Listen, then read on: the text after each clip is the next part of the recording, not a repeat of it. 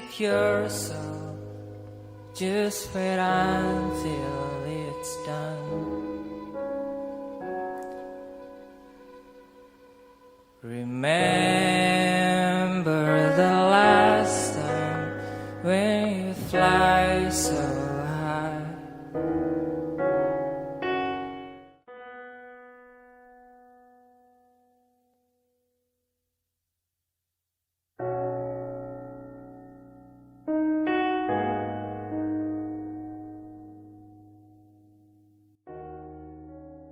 Ang pag-aaral ay puno ng hamon, subalit para sa mga mag-aaral na nagmumula sa mga hiwalay na pamilya, ito'y mas komplikado pa.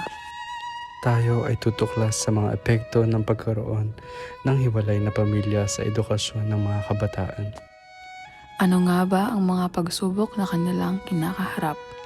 Ito ba ay nagbibigay ng inspirasyon o nagiging hadlang sa pagtupad sa kanyang pangarap?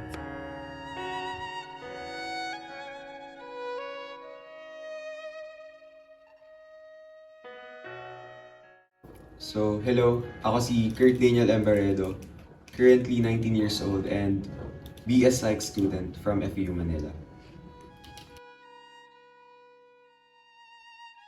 Sa ngayon, okay ako, pero yung mga kapatid ko hindi ko alam. Hindi na ako nakatira kasama ang magulang ko, kasama ko na lang ang lola ko. Hiwalay na kasi yung mommy at daddy ko. So, si mommy, may sarili na siyang pamilya sa ibang bahay, while si daddy naman nasa ibang bansa nagtatrabaho.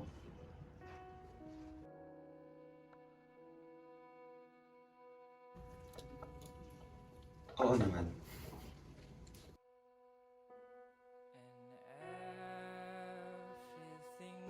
Malaki ang impact ng sitwasyon ko sa pag-aaral ko ngayon. Siyempre bilang isang panganay, nasa akin yung responsibilidad. Hindi lang ng pagiging isang kuya, ngunit pagiging isang tatay na rin. Hindi lang sa aking mga kapatid, ngunit pati na rin sa aking mga pamilya. Parang nasa akin na yung responsibility to be the big brother and the breadwinner of the house. And having the guidance lang ng lola ko, medyo mahirap kasi yung mga kapatid ko bata pa sila. So I need to act up and act strong.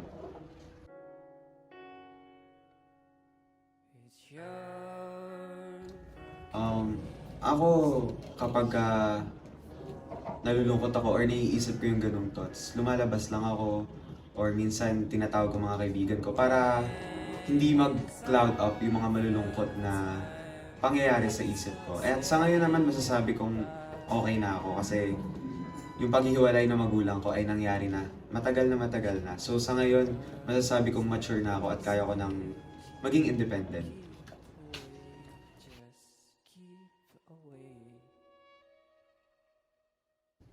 Oo naman, andyan yung mga kaibigan ko, yung mga kapatid ko, at syempre ang Panginoon. Bilang isang kabataan na tumitirang mag-isa dito sa Maynila, mahirap pero kailangan nating magkaroon ng tinatawag nating support system para matuto tayong mabuhay na mag-isa.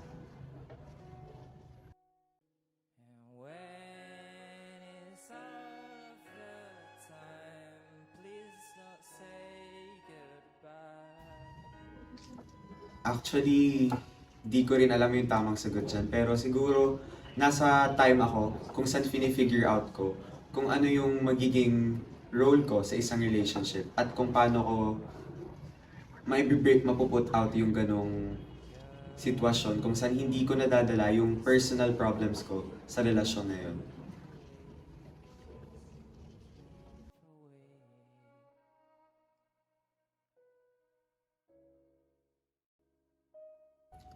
Siguro minsan kapag nakakita ko ng kumpletong pamilya o kaya naman may nakakapagkwento tungkol sa kung gaano kasaya yung pamilya nila. Minsan matatanong mo rin sa sarili mo na what if kumpleto rin yung pamilya mo? What if hindi naghiwalay yung nanay at tatay mo? Maging ganito kaya ako ngayon? Ano kaya kalagayan ko ngayon? Siguro matured na ba ako ngayon? Madami pang tanong yung papasok sa isip mo talaga, pero it is what it is.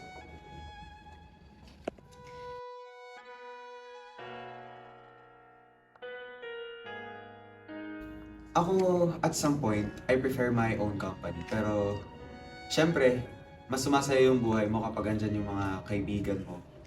Kasama mo. Hindi ko alam pero medyo balanse naman yung mga nararamdaman ko kapag umuwi ako, tsaka kapag nasa paaralan ako. Siguro, nakapag-establish na rin ako ng mindset na kung saan hindi ko kailangang mag-isip ng mga negatibong bagay na nakakaya ko na kahit ako lang sa sarili ko.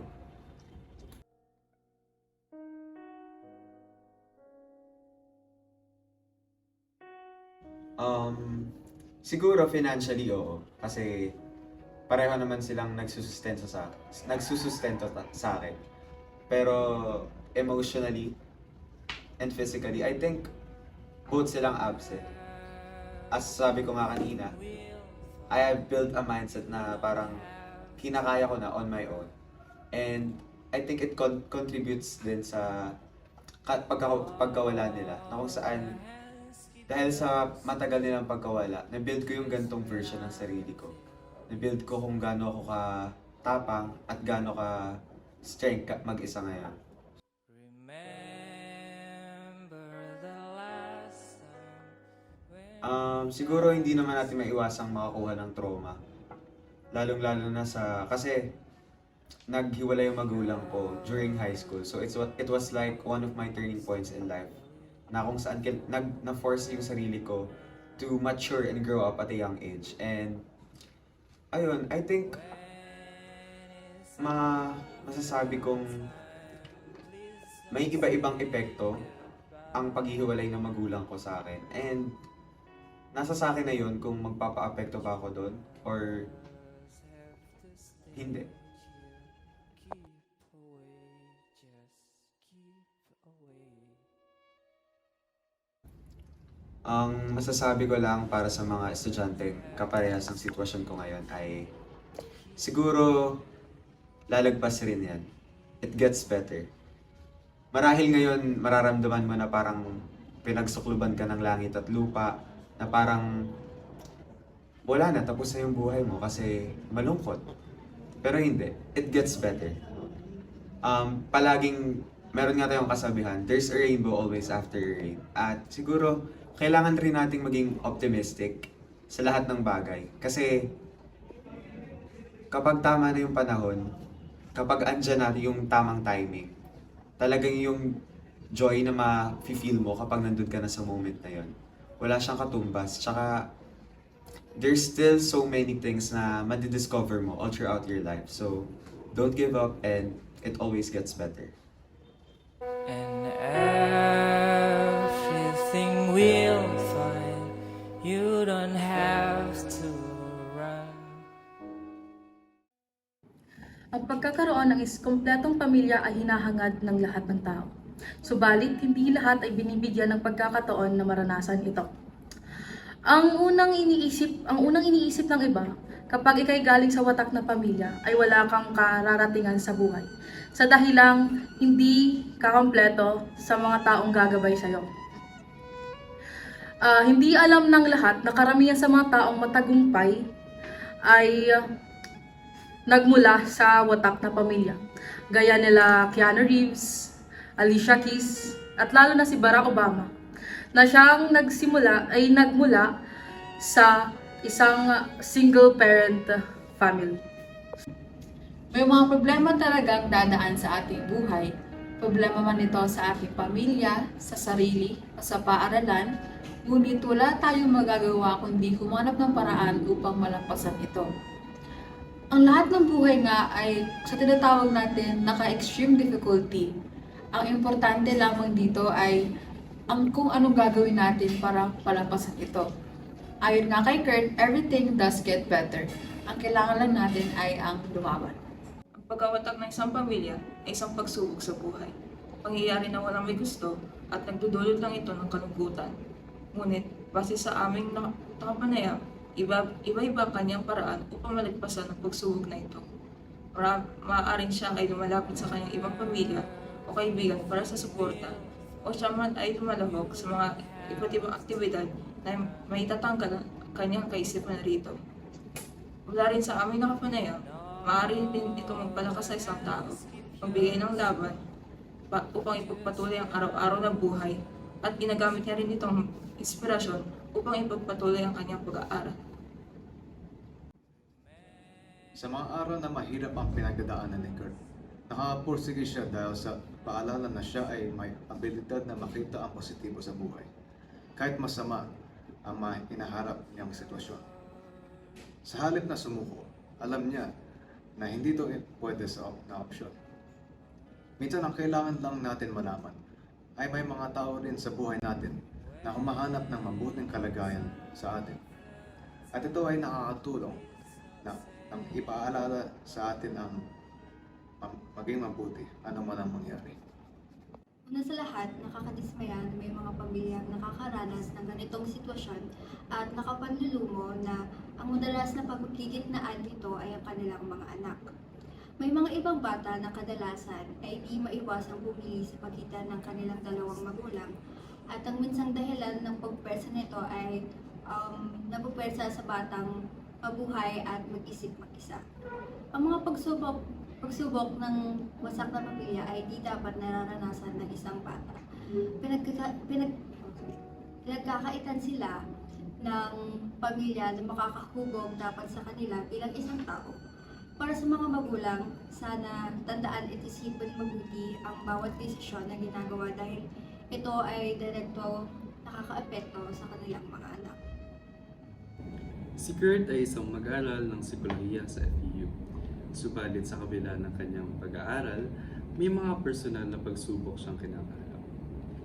Naging malupit ang epekto ng paghiwalay ng kanyang mga magulang sa kanya. Dahil dito, naapektuhan ang kanyang mga kapatid at ang kanyang emosyonal na kaligayan. Sa ngayon, si Kurt ay naninirahan sa kanyang lola. Ang kanyang ama ay nagtatrabaho sa ibang bansa, habang ang kanyang ina ay may sariling pamilya na. Dahil dito, si Kurt ay naging responsable na panganay sa kanyang mga kapatid. Sa kanyang paglalakbay, si Kurt ay nagre-rely ng suporta sa kanyang mga kaibigan, kapatid at kay Bathala. Pinakikita nito kung paano niya hinaharap ang mga pagsubok sa kanyang buhay. Sa lahat ng pagsubok na ito, nahanap siya ng lakas ng loob upang patuloy na mag-aral at mangarap.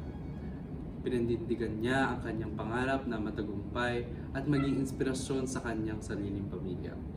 Natutunan niyang maging matatag at maging malapit sa Diyos upang maipagtuloy ang kanyang paglalakbay. Sa kabila ng mga paghihirap na ito, patuloy na nagpupursige si Kurt na makamit ang kanyang mga pangarap at matagumpay sa kabila ng mga pagsubok na kanyang hinaharap. Ang kanyang kwento ay nagpapakita ng lakas ng loob at determinasyon na hindi mawawala anuman ang mga pagsubok sa buhay.